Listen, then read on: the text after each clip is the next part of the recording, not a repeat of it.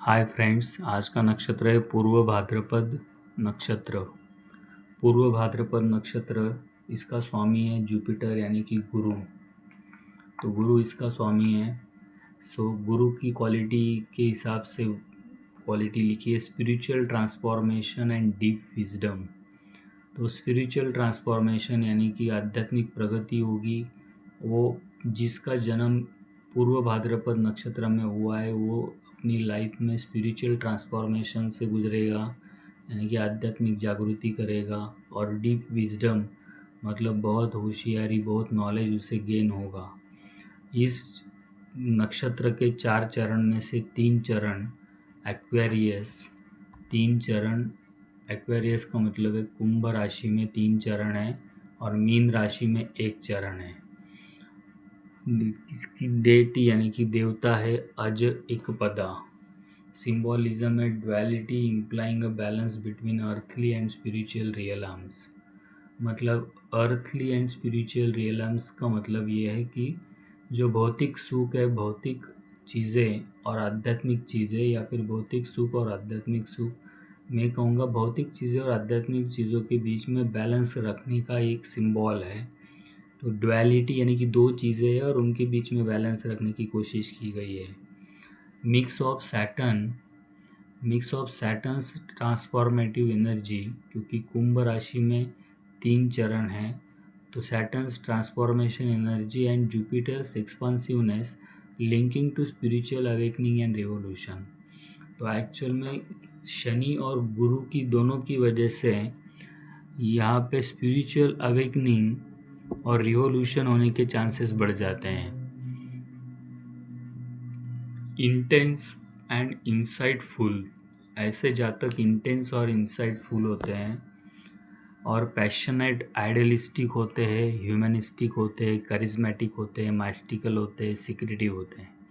Intense and insightful, intense मतलब बहुत stressful होते हैं, इंसाइटफुल मतलब हमेशा अपने अंदर की खोज करते रहते हैं। पैशनेट होते हैं, आइडियलिस्टिक होते हैं। पैशनेट होते हैं, हर चीज़ में वो कुछ पैशन लेके चलते हैं और वो ढूंढते रहते हैं कि कुछ नया मिले या फिर कुछ नया सीखने को मिले। आइडियलिस्टिक होते हैं, उनका एक खुद का एक आइडल होता है, उसके हिसाब से वो चलते हैं।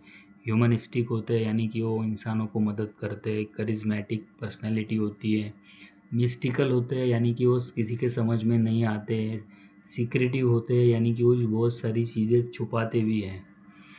फेवरेबल प्रोफेशन कौन सा हो सकता है इनका, प्रोफेशनल लाइफ क्या हो सकती है? जिनका जन्म पूर्व भाद्रपद नक्षत्र में हुआ है तो वो सर्जन बन सकते हैं, वो एस्ट्रोलॉजर बन सकते हैं, योगा ट्रेनर बन सकते हैं, पॉलिटिशियन बन सकते हैं, roles in business and government jobs में जा सकते हैं। तो ये सब पॉसिबल उनके जॉब्स या प्रोफेशनल पॉसिबिलिटीज़ दिए हुए हैं। This nakshatra is deeply connected to spiritual practices like yoga, pranayama, introspection, and the study of scriptures.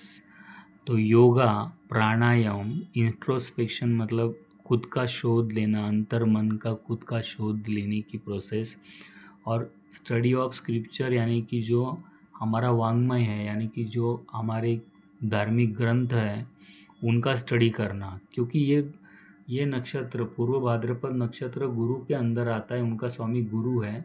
तो गुरु की वजह से यहाँ पर योगा, प्राणायामा और इंट्रोस्पेक्शन ये चीज़ें ऑब्वियस हैं, और स्टडी ऑफ स्क्रिप्चर भी ऑब्वियस है। तो स्टडी ऑफ स्क्रिप्चर भी ऑब्वियस होगा क्योंकि गुरु जो काम करते हैं वो सब इस नक्षत्र के जातक उसमें वो गुण या क्वालिटीज़ उनमें होने वाली है।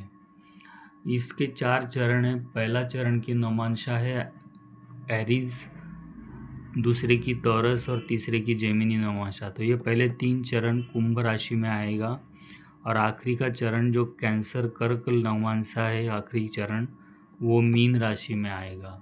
तो ये था पूर्व भाद्रपद नक्षत्र।